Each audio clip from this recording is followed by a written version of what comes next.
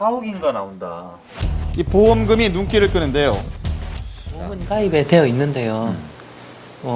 의료 실비보험 하나하고 그다음에 입원비 수술비 나오는 보험 그 정도 들어있지 사망보험금 같은 건 전혀 없거든요. 예. 그러나 사망보험에 가입했다 하더라도 만 15세가 되지 않아 보험금을 받을 수 없는 상황이었습니다. 예. 하지만 글을 쓴 사람은 보험금을 노린 아이 가족들의 자작극이라고 확신하고 있었는데요. 조사 결과 이렇게 해서 나와버리네요, 아예. 아이에게 일어난 뇌출혈, 할머니가 발단이 됐다는 것입니다. 예. 애기를 묻혀서 먹고 집에서 할머니가 떨어뜨려가지고 보험금 타물라고 내가 애기를 내가 보지를 안 했는데 네, 정말 말을 잇는 것도 힘들어 보이시는데요. 병원에 안고 가지도 안 했는데 내려가 꿇고 내가 무슨 애명이라고 너무 억울하다. 아, 정말 억울하셨겠네요. 과연 사실일까? 할머니가 아이를 데리고 갔다는 병원에서 진료 기록을 직접 찾아봤습니다. 그 인터넷 글상으로는 그 사건 당일 이전에 병원을 왔었다고 하지만 실제 기록으로는 전혀 그런 기록이 남아있지 않습니다. 확인 결과 사고가 처음 일어난 4월 9일에 입원한 기록밖에는 없었습니다. 아무도 얘기할 수가 없어요. 왜냐면은 정말 친구들조차도 아는 지인들조차도 전화가 와서 니네 왜 그랬냐고 뭐 때문에 그랬냐고 이게 사실이냐고 묻는데 죽어서라도 오해를 풀 수 있다면 내가 정말 죽어야 되는 거 아닌가라는 생각을 할 정도로 아유. 정은이 갖고 내가 10번도 못 보던 거 봤어요. 여기 너무 억울해. 내가 애를 못 보던 거 반기. 너무너무 억울해.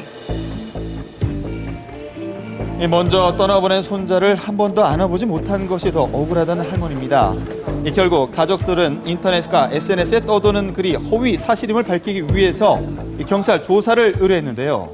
진정인이 진정한 내용을 면밀히 검토해 보니 굉장히 악의적이고 사실과 전혀 다른 내용이기 때문에 네. 이건 저희들이 사후적으로 처벌을 해야 될 상황이라서 예. 처벌도 좀 아이디 추적에 무거워야겠어요. 있습니다. 괴담을 넘어서서 이건 어떤 특정 한 사람을 죽이기 위한 글이라고 볼 수밖에 없습니다. 그럼요. 인터넷을 통한 허위사실 유포도 문제지만 최근 진위를 알 수 없는 일명 괴담들이 SNS를 통해서 급속도로 퍼져나가고 있습니다.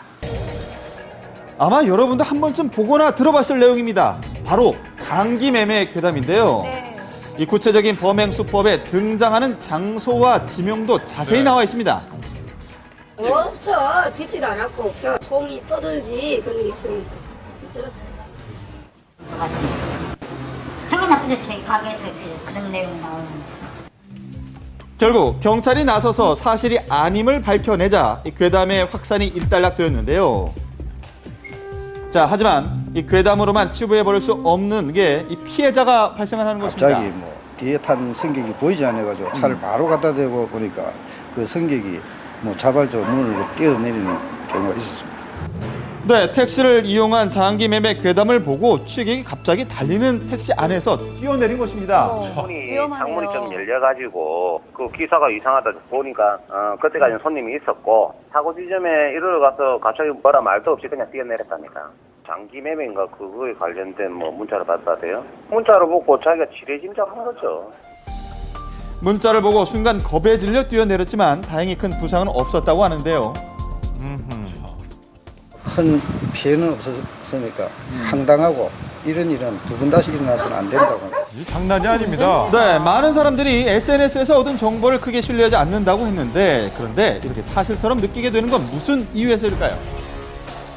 이 정보가 처음엔 낯설어요. 이게 좋든 나쁘든. 그런데 이런 정보를 계속 접하게 되면 왠지 모르게 이게 그 신뢰도가 조금 올라가는 그런 현상이 있습니다. 하지만 허위 사실을 인터넷, SNS에 공유하는 것만으로도 법적 처벌이 가능합니다. 허위 사실을 올렸을 경우에는 100% 처벌을 감수하고 글을 써야 될 겁니다. 절대 타인의 그런 일을 허위로 올려서는 절대 안 됩니다. 바로 사업 처리됩니다. 범죄입니다. 글을 쓰지 않고 전달했다고 해서 책임이 없는 것은 아닙니다. 무심코 공유하는 허위 사실, 당신도 언젠가 피해자가 될 수 있다는 사실을 기억해야 할 것입니다. 예. 자기 일이라고 생각해야겠네요. 네. 이 중고 스마트폰 팔 때 주의를 하셔야겠습니다. 자, 이 초기화했다고 안심했는데 알고 보니 개인정보가 그대로